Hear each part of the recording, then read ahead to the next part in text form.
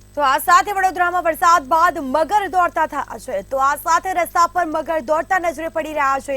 વિશ્વામિત્રી નદીમાં જળસ્તરમાં વધારો થયો છે અને વિશ્વામિત્રીના જે કાંઠા વિસ્તારો છે ત્યાં મગરો જોવા મળ્યા છે.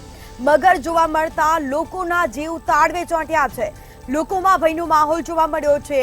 ચાપડ ગામ પાસે પાણીમાં મહાકાય મગર જોવા મળ્યો. પાણીમાં આરામથી ટહેલતા મગરનો આ વિડીયો પણ વાયરલ થયો છે, જેનો વિડીયો અમે આપને બતાવી રહ્યા છે. તો વડોદરામાં વરસાદ વરસ્યો અને પછી રસ્તા પર મગર દોડતા થયા છે. બીજી તરફ કાંઠા વિસ્તારો છે, જે વિશ્વામિત્રી નદીના આસપાસના વિસ્તારો છે, ત્યાં પણ ઘણી જગ્યાએ મગર જોવા મળ્યા છે, જેને લઈને લોકોમાં ફફડાટ ફેલાયો છે. મગર જોવા મળતા લોકોના જીવ તાળવે ચોંટ્યા.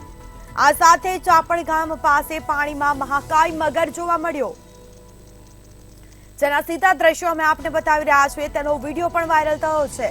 તો પાણીમાં આરામથી ટહેલતો આ મગર નજરે પડી રહ્યો છે.